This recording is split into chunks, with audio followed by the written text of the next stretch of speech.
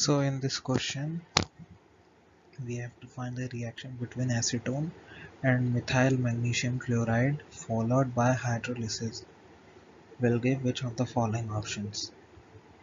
So we will do the reaction.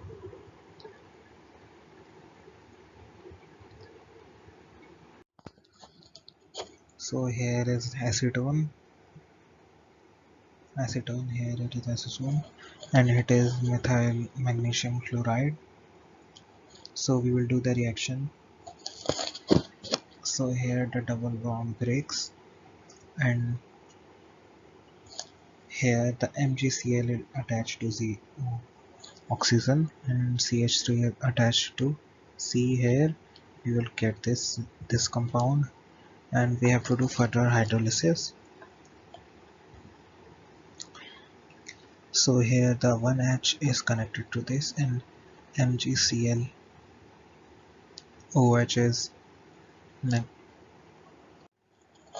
gone. So we will left with the following compound here, which is tert butyl alcohol. So correct option will be option first.